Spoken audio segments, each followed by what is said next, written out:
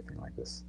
Yes. Welcome to my channel. My name is Dwyan, and today we're going to be looking at this: politics, major U.S. political parties, and key independent candidates in 2024. It's January 2024. It's still early days in the election year, so we're going to get into it, and I'm going to give you a little introduction into the political landscape. Let's get into it, baby.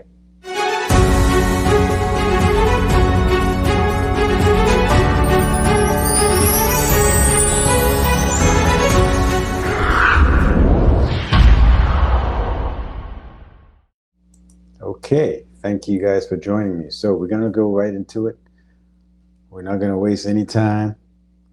Let's do it. So on my channel, I'm usually talking about issues that concern sort of the Black community, not just in America but globally. That's the goal of my channel. But I think it's also important to look at politics. I mean, politics is everything. You can't deny it. And we got to just take a look at the political landscape in 2024. I think this promises to be a very interesting election. So let's get into it. We got here the 5 major political parties in the United States of America. We got the Republican Party, the Green Party, the Libertarian Party, the Democratic Party, and the Constitution Party. Right, so these are the 5 major political parties in America. So we're going to take a brief look at them, and we're going to see who is okay. So right now, all the potential candidates. That's who we're gonna look at today, right? Because all these parties have their national convention at the end of spring, early summer, so that's the end of May, June. They all have their national conventions at that time, so that's when we'll know for certain who the nominees, the presidential candidates are for each of these parties. But it's January. We're still 5 months away from that. It's very early in the election season, so we're just going to look at the parties very briefly. This is just an intro, and then we'll look at some of the potential or the prospective candidates for each of the parties, right? I think I repeated myself there about 100 times. Okay, let's get into it. So before we do that, let's just look at some Gallup polls. Here you see job approval ratings of the top U.S. government officials. Let me see if I can go full screen so you guys can see that a little bit better. And you can see there that these are sort of like the top government officials. You got the Supreme Court Justice, the House Democratic leader, Secretary of State Antony Blinken, the Attorney General, the Federal Reserve Chairman, Senate Democratic leader, etc. And you can see down there is Joe Biden. It's in order of, so this is the approval ratings for these government officials. And as you can see in America, man, the approval ratings for all these players, no one is above 50%. The Supreme Court Justice is at 48%, and all the way at the bottom there you see is Joe Biden, 39%. So I put this slide here just to show that, the political landscape in America right now this year, and it's been like this for a while, but you can see that generally speaking, like the American people don't approve much of our top government officials. And this poll taken in December of last year, 2023, clearly shows that from Gallup. If we look at party identification, and again, let's go back full screen here so you can see U.S. party identification from 1988 up until 2022, and you can see that 41% of the American electorate do not consider themselves Republican or Democrat. The red line is people who consider themselves Republican. The blue is Democrat, and as you can see, it's been on a decrease since roughly 2008.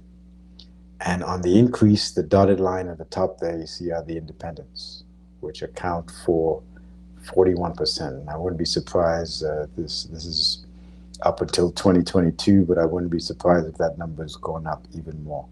And it just shows the dissatisfaction, if you will, that the American public have with the dominant two parties, the Republicans and the Democrats. So I just wanted to show this to give you some context, and I think this leads nicely into 2024. Now, in terms of, again, this is another poll, and on the left you see basically ranked from the highest to the lowest is the policy priority of the Americans, right? So Americans, we apparently strengthening, the economy is right there at the top. 75% of Americans taken in this poll say that strengthening the economy or the economy in general is the top priority. And you can see some of the other things there in the top: reducing healthcare costs, defending against terrorism, reducing influence of money in politics, right? And then you can just take a look at the list there. At the bottom, the coronavirus outbreak is right there at the bottom. No one's thinking about coronavirus right now, which is very interesting. On the right-hand side is where Black Americans, it's split into the different groups. So Black Americans, Hispanics, and whites. So this is not a racial breakdown, so to say. Obviously, with the white and black it is, but remember that Hispanic is not a race, it is an ethnicity. So this looked at where those three groups rank the problems that you see on the left. And as you can see, all groups agree that the economy is of top importance in terms of priorities for Americans. And I think that's been pretty consistent for some time now. But it's interesting that they broke it down there, because you can see, I apologize that I know that it's kind of small, but really there is a difference between how, the priorities for white and black. And obviously blacks, there's two things there that you can see. I don't know if you can see my cursor, but dealing with problems of poor people and addressing issues around race. Those are things that Black Americans really see as very, very important. And white Americans just don't see those as important, So it's very interesting, because even though on the left we have the average, but there are certain things that Black Americans put at a higher priority, and it tends to be with, as I just said, dealing with problems of poor people and addressing issues around race. So that's interesting. So again, just giving you some context. Let's go back into the political parties. Before we do that, we got to talk about ballot access. So ballot access is really important, because if you're not on the ballot in all 50 states, then really the situation is pretty grim for you, So ballot access is very important. So if we look here at ballot access in the 2024 United States presidential elections, and we just scroll down, you can see all the states there, and at the top you have the parties.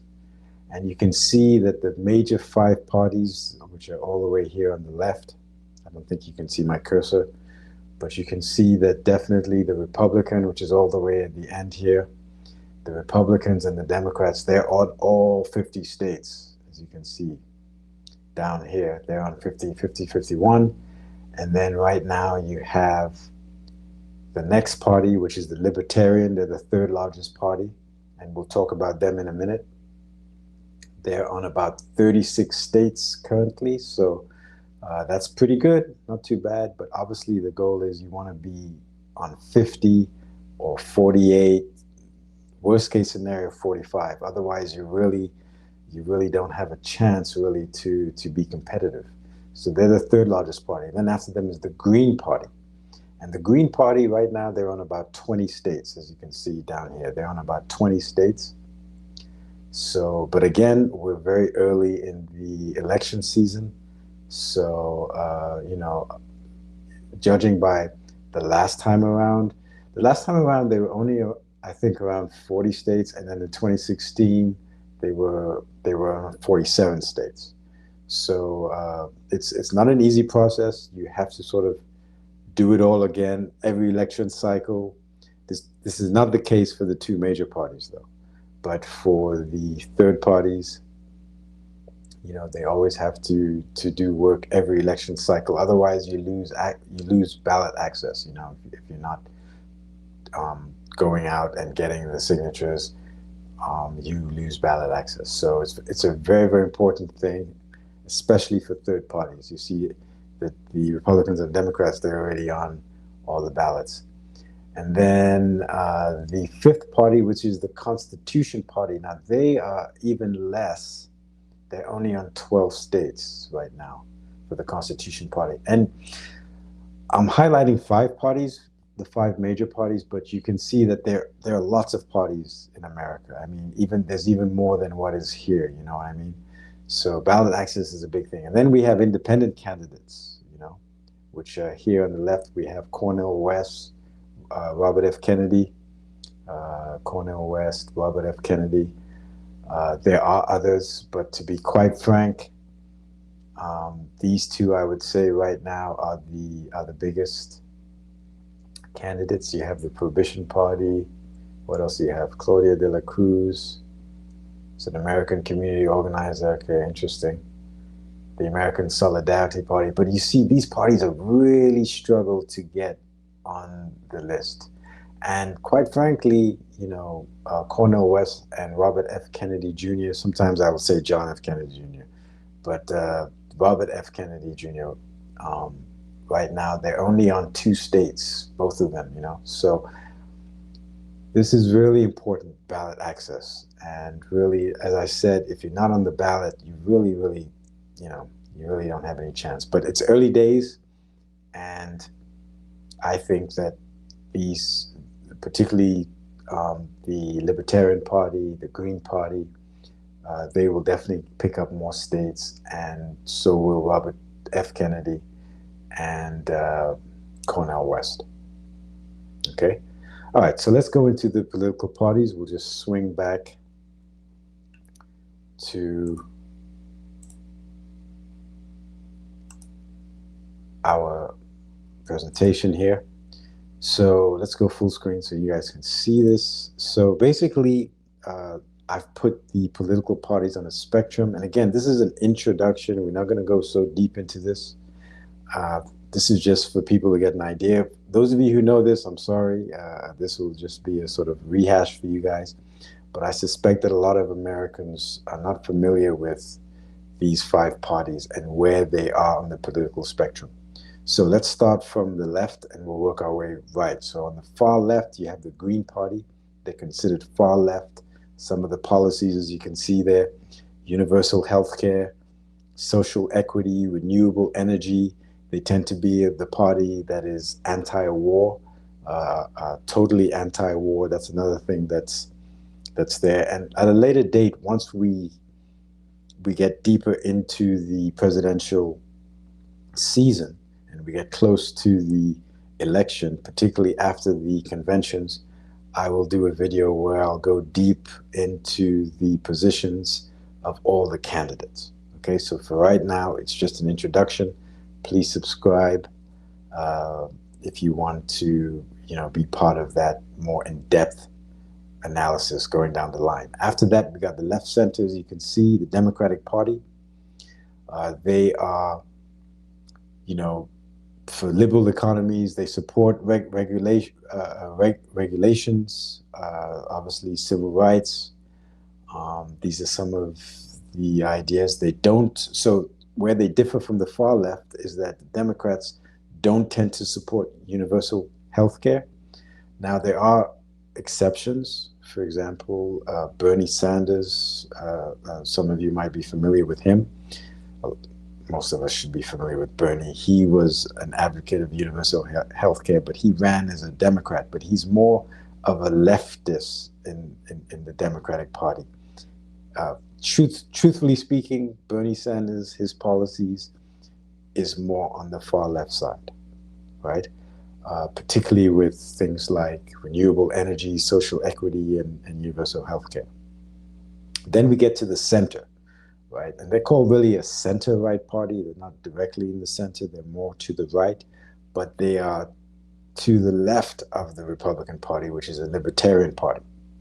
And again, you see that I put the dates of when they were founded underneath, which is interesting. So these three parties, the Green Party, the Libertarian Party, and the Constitution Party, they really emerged as a result of being, in the case of the Constitution Party and the Libertarian Party, obviously they broke off really from the Republican Party, I would say, you know.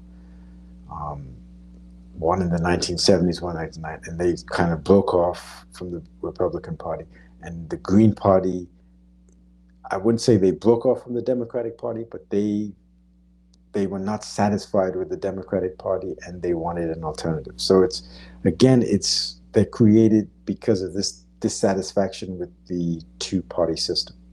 So what are the Libertarian Party? What do they believe? They believe in individualism, non-interventionist foreign policies, right?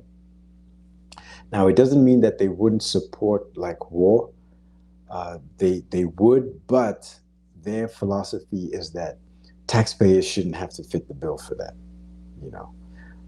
They definitely believe in drug legalization, and not just marijuana, but you know, all drugs pretty much. Minimal government and free market capitalism, right? Then on the right, you have the Republican parties. And the Republican Party, they pretty much believe in, obviously, free market capitalism, minimal government as well. They're not really on board for total drug legalization. They're not as liberal as the center-right. And they're not strictly non-interventionist, no matter what, you know. They do believe in a strong national defense, lower taxes. I'm sure you've heard that from the Republican parties. They are socially more conservative. And then you have the far-right party, which is the Constitution Party. And they believe in a strict interpretation of the U.S. Constitution, as you see there, conservative Christian values, and definitely opposes abortion. And of course, same with the Republican Party. There's a large contingent of the majority of the Republican Party, I would say, opposes abortion, but there may be exceptions. The far right tend to be more radical with their opposition. And then same if we go left, as far left as possible, they tend to be more pro-choice. The Democratic Party tends to be pro-choice. And sometimes, you know, you do have, you know, this is not hard and fast, as you guys know. You know, I would say generally the American people tend to be parts of different things, you know, and that's sort of the more realistic aspect. But this is just a way of, you know, understanding in a sort of hard and fast way the political parties, the differences, and where they lie in the political spectrum. Okay. What else we got? Well, let's get into it. So we'll start off with the Republicans. So as you can see, there's 3 Republicans left. Again, this is January 30th, 2024. We just had the New Hampshire primary. We had the Iowa primary before that. But I put this here to show you that basically, you know, the Republican nominee has not been selected yet, but I think, you know, I think Donald Trump is definitely in the forerunner for it. He's definitely the person, I think, of the Republican Party. I think it'll be very difficult. I hadn't heard of Ryan Binkley since until I started doing research for this video. but he's apparently still in the race. Nikki Haley, I think people are more familiar with her now. She's still in the race. She's pledging to go on and go forward. So it's really going to be a race between, I think, her and Donald Trump.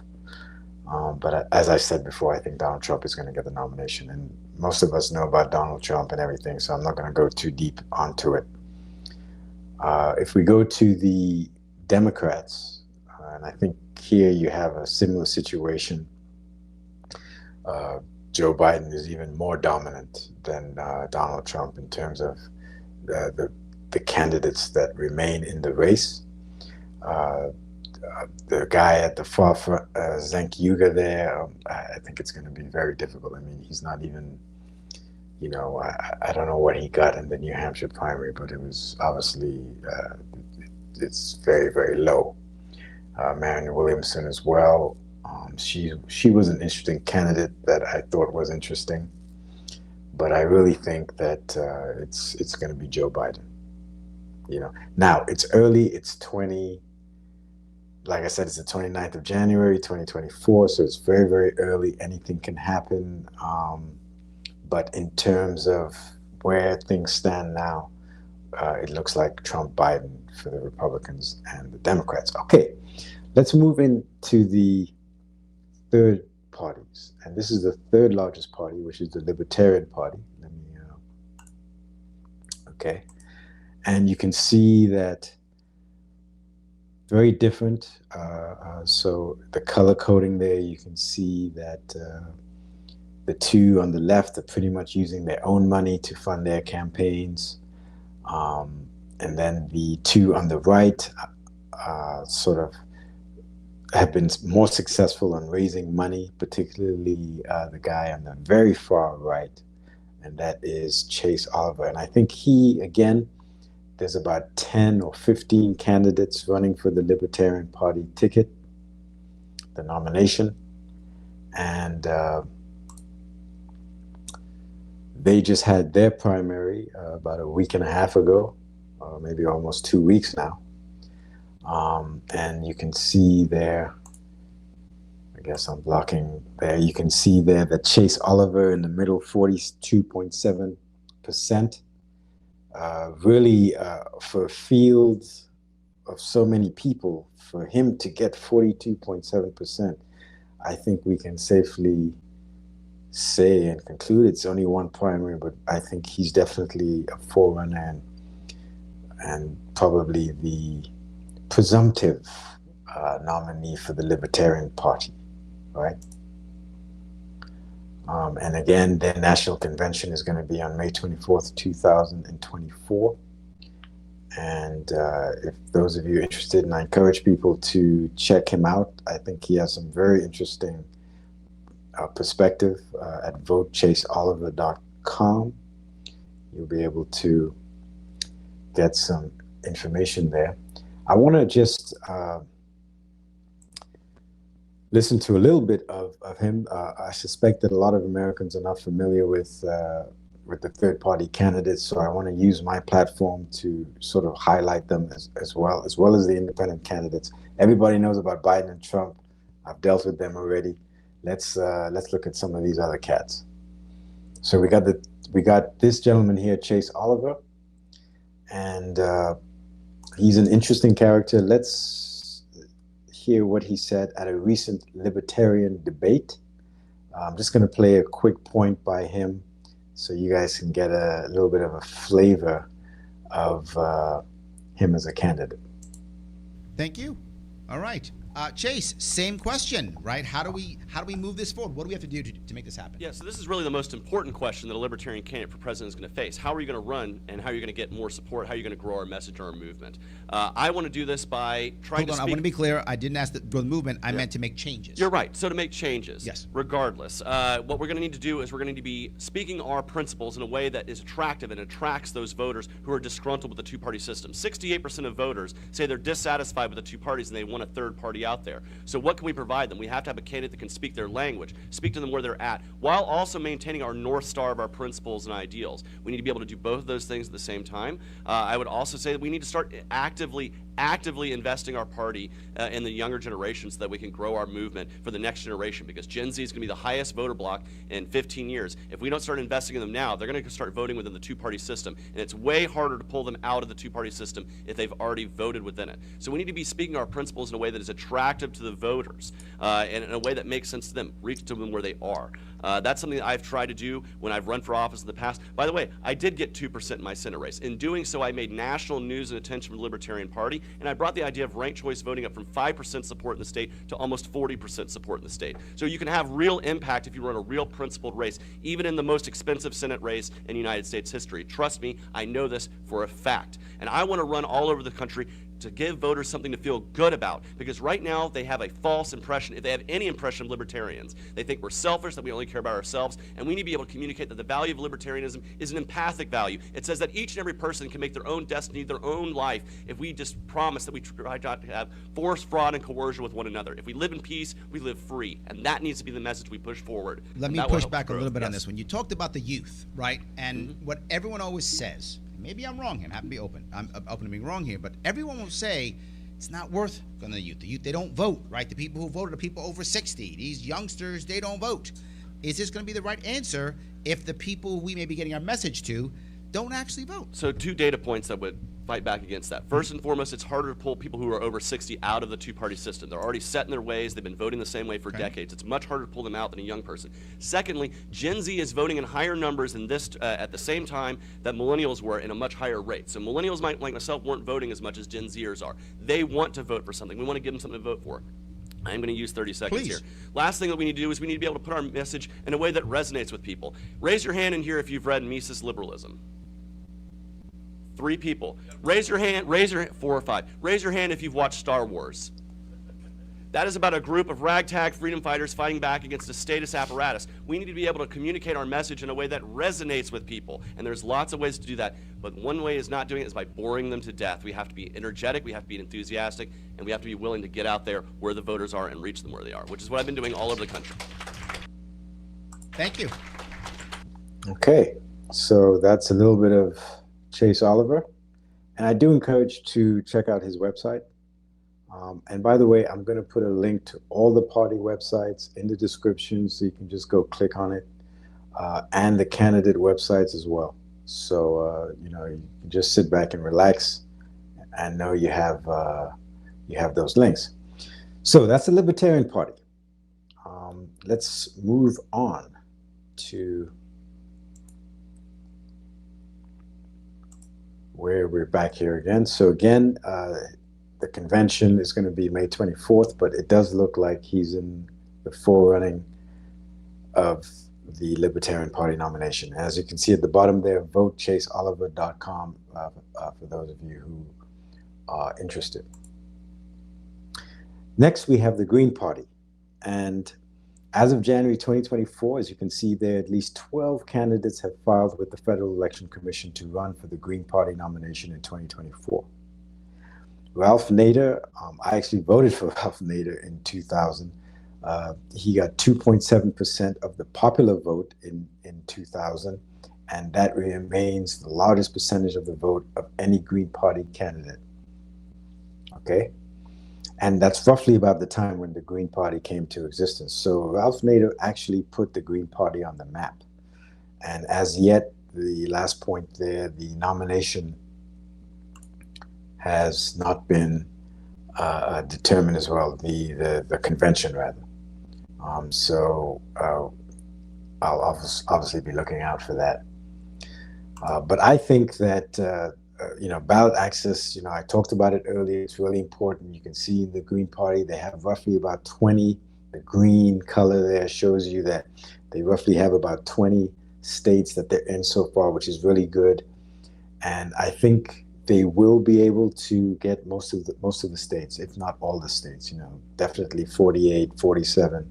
And once they do that, that's great. You know, that means that when you go into the ballot booth, when you go into the booth to vote, you know, you'll see another option other than the Republicans and the Democrats if you so choose two. Remember, 40%, 41% of the electorate consider themselves independent, which means that they can go, they can vote Republican, Democrats, but they can also vote third party.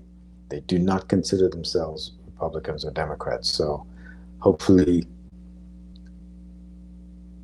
these guys the Green Party can really get on the ballot, really make themselves competitive. And then those of you who are in the left or far left camp in the political spectrum, you have another option other than the Democratic Party. Okay? And again, the nomination hasn't happened yet, but I think that we can safely say that Jill Stein is probably going to be the presumptive nominee. Those of you who don't know her, Jill Stein ran on the Green Party ticket in 2012 and in 2016. I would imagine most of you would have heard of her, and she is running again for the Green Party nomination in 2024. So once again, let's hear from Jill Stein in terms of the ballot access, which I think is really important at this stage in the game. The Green Party needs to get there, needs to get on the ballot to even be competitive and have a chance to do anything here. So let's just check out this video real quick. Does Green Party have ballot access everywhere? Or is this something you're going to be battling? Oh, we'll definitely be battling because the rules are created in order to keep challengers off the ballot. This is part of our democracy crisis here in the country. And this is a piece of it that is suppressing political opposition and smearing it and silencing it and keeping it off the ballot or throwing you off the ballot if you happen to get on. And they will try to do that as well, we're sure. But currently we are on the ballot right now in basically 20 states. Okay. That are either we're securely on or just certain paperwork has to go through. We're on in basically 20. And the good thing is that we have 80% of the heavy lifting done. There are some states which are extremely difficult. They require 40,000 and more valid signatures, which means you have to collect twice as many. So we have up to 100,000 signatures in any given state.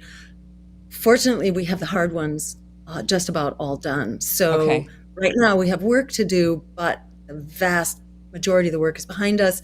We've locked in 80% of the work now. 20% remains.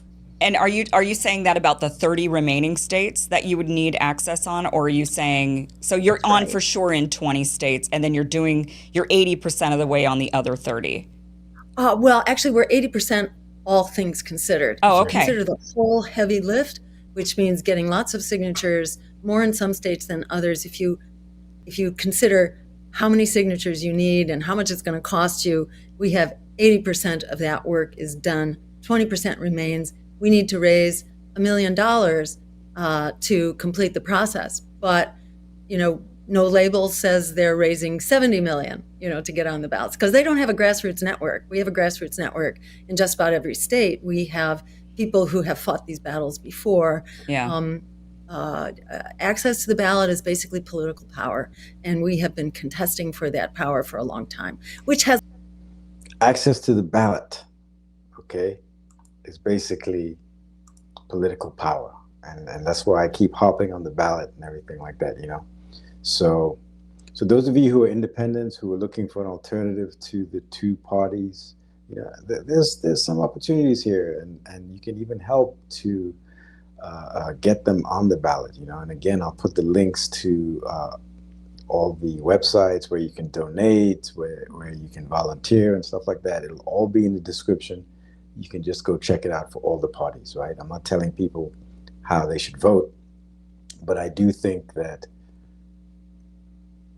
believe that third parties should be able to, we need to see some other options other than the Democrats or the Republicans, because I think that Democrats and Republicans have dominated the scene for so long, And as you can see, people are fed up. You know, a lot of people are satisfied. Nothing gets done. It's all rhetoric, etc., etc. Okay, so that's Jill. I think she may have said a few. Let's see if there's It has a lot anything. to do with why I jumped into the race, because Okay. when Dr. West decided he was going to go it alone, he gave up ballot access in all those states. And if you don't use it, you're going to lose it. So we really had to fill the void Right. when he decided he would rather do it alone.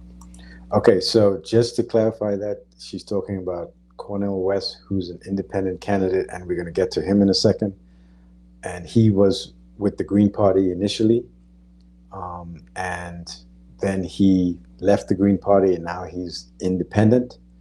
And that's the point that she's making, that once he left, there was a sort of void, because if the Green Party don't have someone to be the president, or to really have a national campaign, then you could lose ballot access. And so she's trying to shore it up and keep it, keep the Green Party basically, still a viable third party, So that's the Green Party.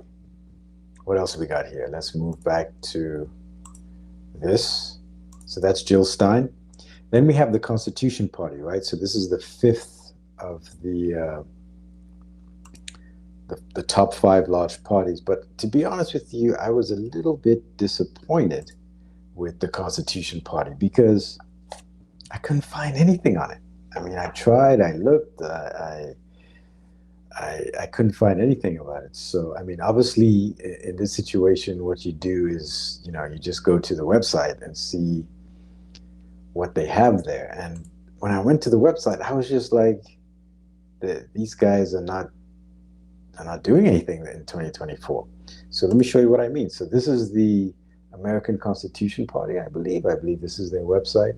The first thing I noticed is that when you look at the bottom, it still says 2022. When I hit the candidates, news about, there it is there. Let's see if I got it. Yeah. So when I check the news, the last thing here is May 2022, So I thought, okay, it just doesn't seem to have anything here. Okay, it has the candidates. When you try to go to the candidates, this is like for the 2022 election. I mean, the website is it just seems like it hasn't been updated. Of course, if you go to the donate button right here, yeah, that's working. You can donate, I guess. But I just couldn't find anything about what the candidates, when their convention is. I mean, they got 2003 state meeting for election of officers. Again, it is early in the season. Maybe as time goes on, we'll see something on the Constitution Party. But I was very not impressed. Let's put it that way. At least there could be something on the site that says coming soon, or we're going to do this. But nothing coming out there. So let's go back to this Constitution Party. So we got nothing there.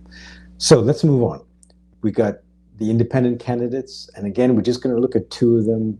I think the 2 that are more likely to get that ballot access, and and they also have sort of national appeal. So the first one, obviously, is Robert F. Kennedy Jr., and I think that most people should be aware of him by now. He was running initially as part of the Democratic Party. He was challenging Joe Biden. But as of October, I believe, last year, 2023, he decided to leave the Democratic Party and run as an independent candidate. And I think he's doing well. He's polling pretty well at around 20-21%. But again, the issue is, now that he's an independent candidate, do you have ballot access? And you can see on his website, you can see that the dark purple is definitely on the ballot. The lighter purple means that it's in progress. So really, he's on the ballot in one state. I think it's 2 states, though. We saw the earlier chart that I gave. He was on 2 states, so this might just not have been updated. But he's got a long way to go. It says here that window not yet open on some states. The light color, those are going to be the challenging states, and those are important states. I mean, you got Texas, you got Pennsylvania, you got some big states there. You got Michigan, Illinois. Is that Illinois? Yeah. So you got some big states there that they need to work on. New York. So it's a long way to go for Robert F. Kennedy, but I believe he's very confident. I'm going to play a little video right now. Someone interviewed him very recently, I think within the last 24 hours. So let's see what he's saying in terms of ballot access and his campaign. So we'll just go to Robert Kennedy real quickly. Let me just move into that, and let's go. An independent presidential candidate, Robert F. Kennedy Jr. Let's talk about him now. He is fighting to get his name on every single ballot in the country leading up to the general election as his poll numbers rise. And all of this, as we learned over the weekend, that President Trump will not be choosing RFK Jr. to be his running mate, despite RFK's claims that Trump's team reached out to the independent candidate earlier about being his VP pick. I don't think that, now that's interesting. This is really latest news. And what's interesting is that what I thought of when I heard that is that, so RFK said that Trump's team, people in his team reached out to him to maybe talk or explore the possibility of being Trump's vice president. And of course, Trump is saying, no, he never did that. I just think that once the guy said no, then Trump was like, we never spoke with him. Our Rich McHugh joins us live with the latest from the Kennedy campaign. And Rich, you spent some one-on-one time with him. Hey, good morning, Marky. So Bobby Kennedy Jr. campaigned in Charleston, West Virginia this weekend to a packed auditorium. I caught up with him a few minutes before the rally. I asked him about the border. I asked him about getting on the ballot in every state. And I also asked him about that Trump VP claim. Take a look. I'm beating both President Trump and President Biden among all Americans in the battleground states, everybody under 45 years old. His poll numbers rising. He's fighting to get on the general election ballot, and Bobby Kennedy Jr. is striking a nerve. Someone in Democratic circles called your recent polling a mirage, and that it means nothing because you won't get the key battleground states. You won't get on the ballot there. Would you like to respond? Yeah, I'll be on the ballot in every state and the District of Columbia. They said it was going to take us weeks or months to get on the ballot in New Hampshire. They had 3,000 signatures. We got 5,000 in one day. Running as an independent, he's been called a potential spoiler for both parties, and he says Trump courted him early on for VP. If he asked you that today, what would your response be? I would not take that job. I'm flattered that President Trump would offer it to me, but it's not something that I'm interested in. Did he reach out for his team? People from the team have reached out to me. Last week, he tweeted, "Texas is right. Biden's failure to secure the border leaves states no choice but to take matters into their own hands." I believe that under the Constitution, that Texas has a right to defend its border. Under Article 4 of the Constitution, the U.S. has the obligation to defend states against invasions by a foreign country. This is unsustainable. Kennedy also says despite his polling success, he's frozen out of the conversation and the big networks don't interview him. I'm a presidential candidate with substantial support from the American people, and I think people should be able to hear my positions on the issues. Why do you think they haven't asked? I think that a lot of the things I say challenge the orthodoxies of the liberal ideology, the conservative ideology. So, I think that there is a bias on those networks about allowing those other voices. Okay, so I think we can end that one there. So that's Robert F. Kennedy Jr., you know. Like he said, he feels that he's going to be on all 50 states, including the District of Columbia. So I guess there's 51 states. So that's interesting. And let's just see here.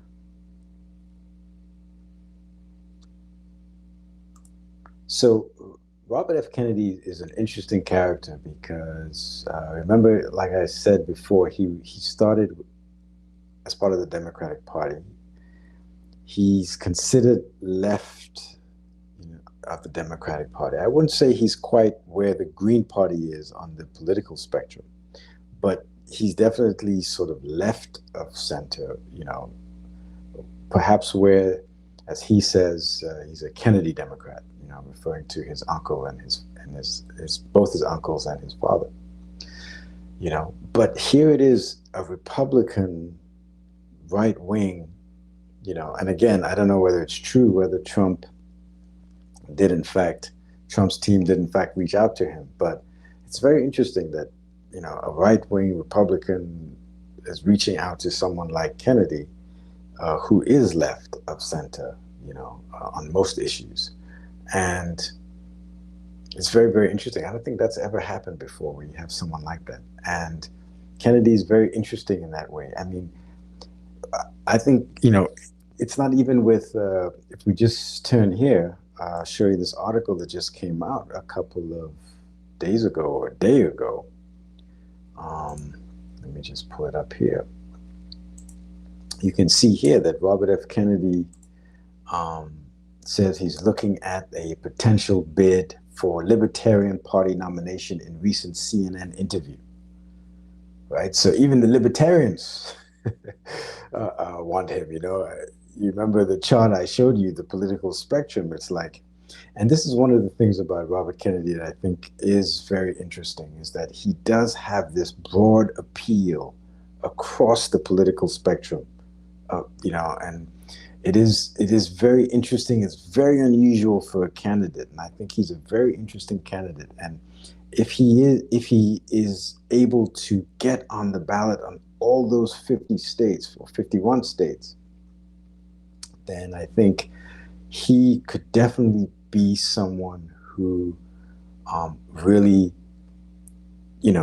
transforms the concept of a third party candidate. In other words, he could actually be a third party candidate or an independent candidate that actually is a spoiler. He could take votes away from Trump and Biden. There's still a question of who will he pull more votes from, Trump or Biden, So very interesting character. Now, let's move on to another interesting character, Cornel West. And Cornel West, as you can see, his ballot access situation, and I showed it to you on the first graph there, but you can see he's pretty much on one or two states, right? This is something I got from his website. It says, with the launch last night, sorry, let me go full screen so you can see this. With the launch last night of our Love Warrior volunteer program, Love Warrior, we have officially begun our 50-state push for ballot access. We're on the ballot in Alaska, but we need your help in the rest of the country. And again, those of you who resonate with Cornel West, you can go online to his candidate site, and you can volunteer, you can help to, as they say, push for ballot access. And I think that Cornel really does need some help, particularly because of this reason. So this is money raised so far, but the latest, now this is individual contributions, right? So this is just Americans just giving a little bit of money to candidates, right? And as you can see there, this is for up until September 2024. Actually, I think that should say 2023. My bad on that.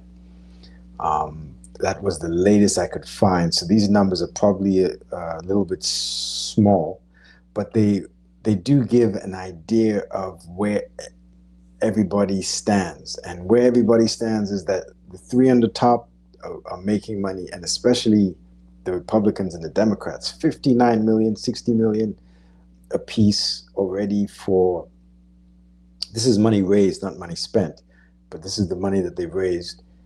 60 million already for the two major parties. Robert F. Kennedy Jr. at 15 million. And then you see the other third-party candidates, right?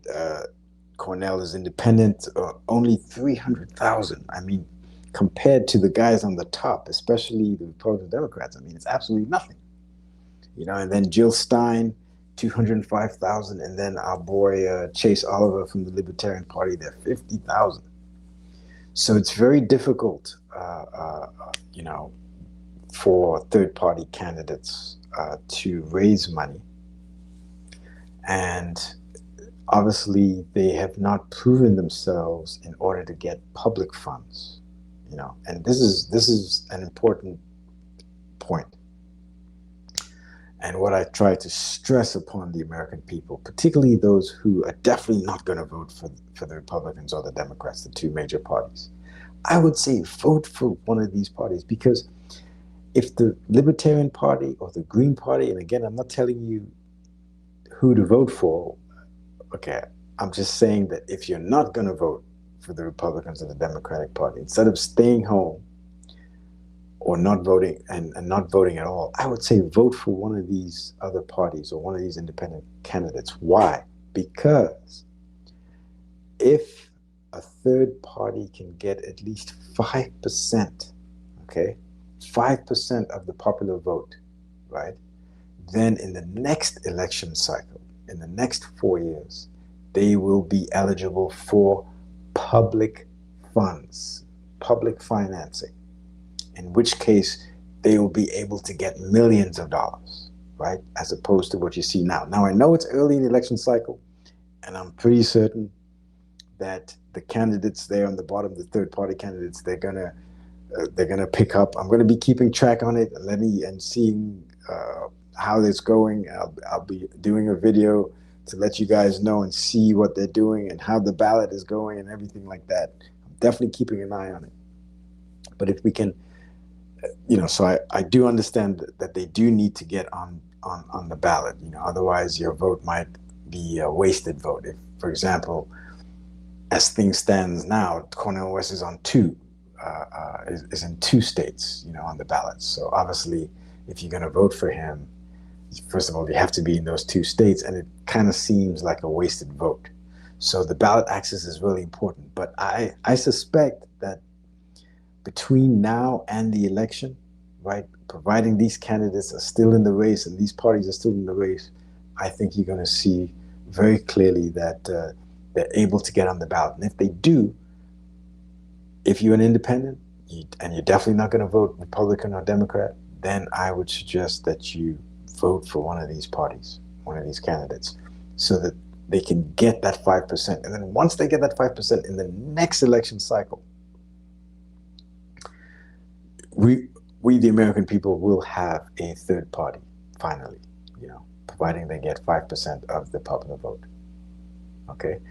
To give you an idea of how much money so far, this is just, by the way, as you can see here in 2023, you can see how much money already has been raised. $3.7 billion have been raised just in 2023, which is an off year in terms of, it's an off election year, right? The real election year has started, you know, 30 days ago in January 2024. So God knows what that number is going to be.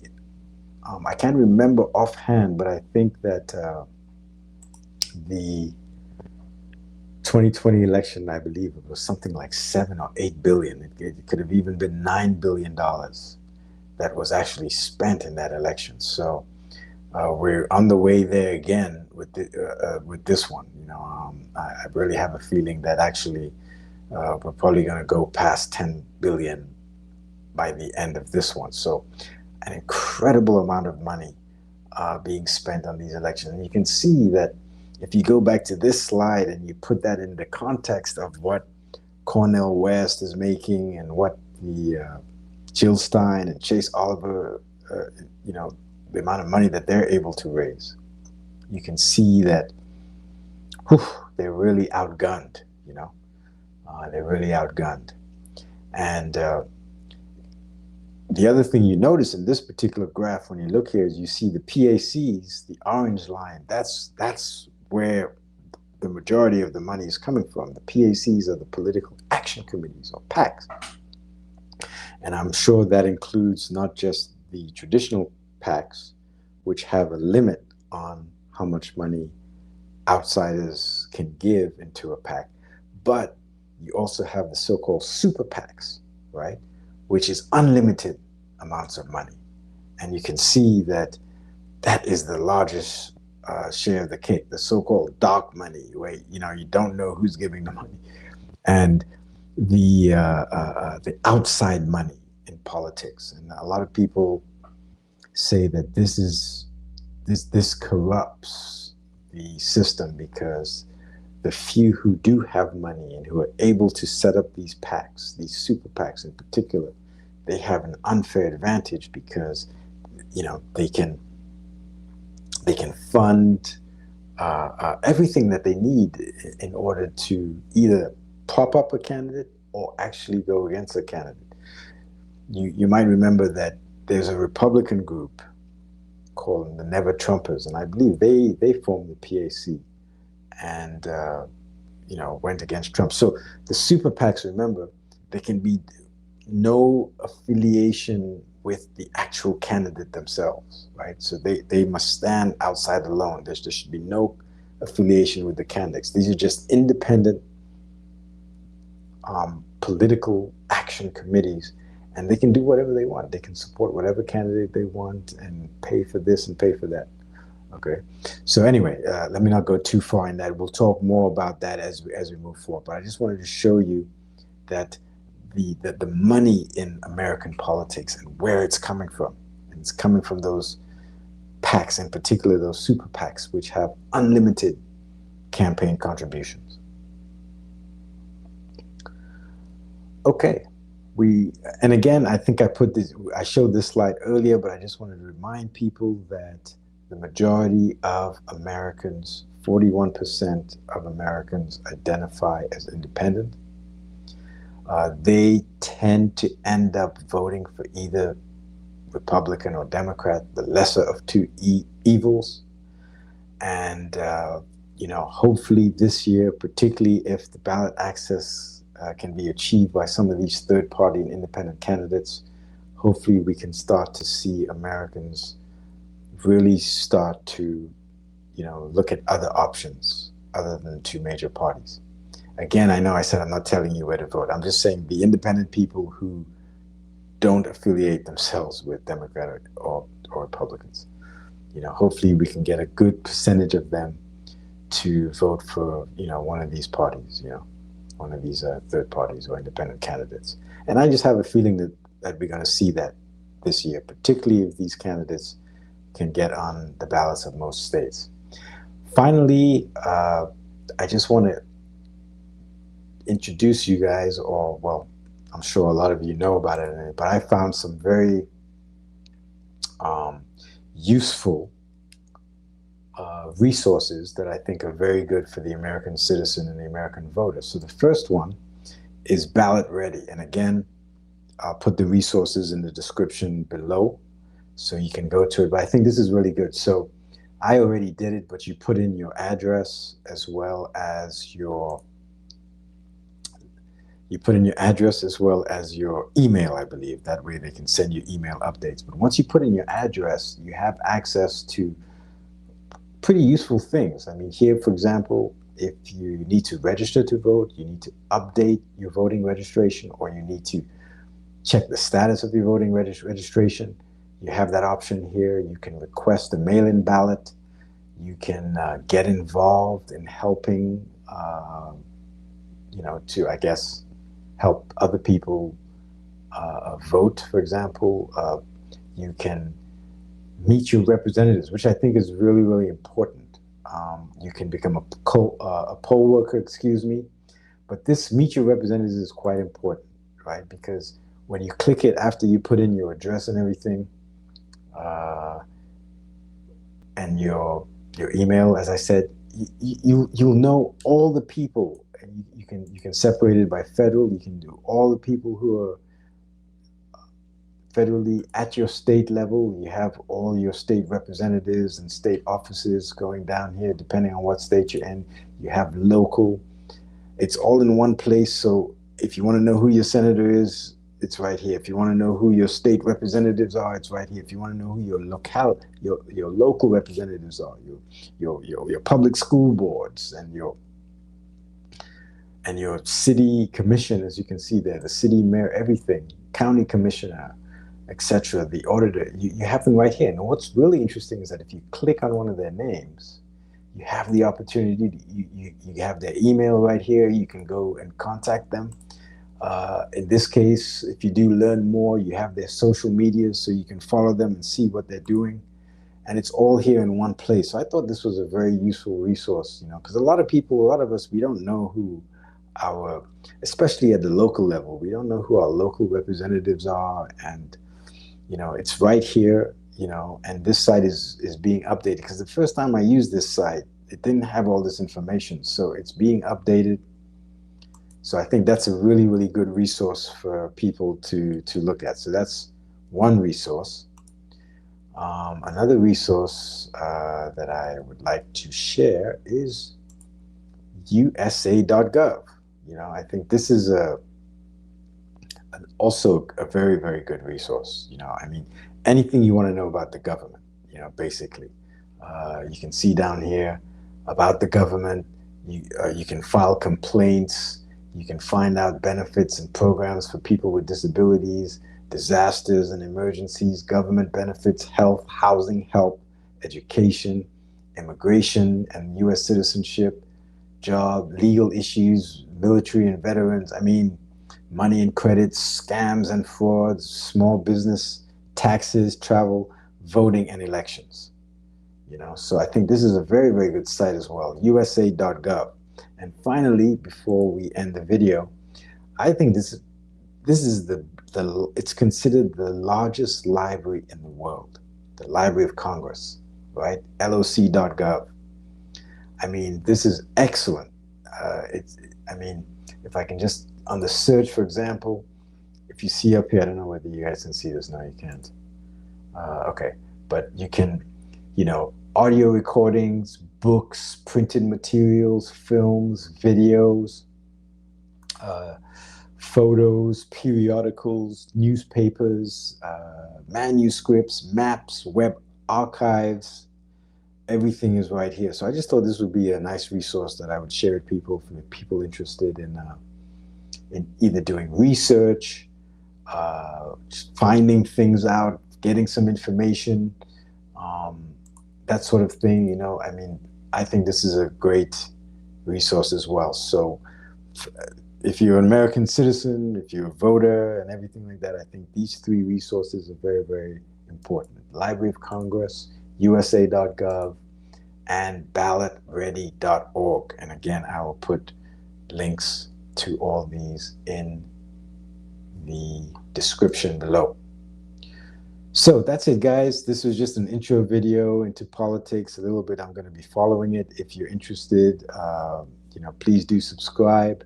Please hit that like button. That's really important. I want to take this opportunity to just thank, let me go full screen here, to just thank people. My last two videos I've really seen a bump. People have been subscribing. I really appreciate it. I know one of them is kind of controversial, but I really appreciate the comments, the engagements. Please continue to do so. I try to respond to all the comments that people make. So if you make a comment, you can definitely expect me to respond to it. And yeah, that's pretty much it. Thank you very much for watching. I appreciate it. Once again, my name is Dwyan, and I hope you guys have a wonderful day, afternoon, night, wherever it is, wherever you are in the world. Godspeed, God bless. Take care of yourselves. Peace out.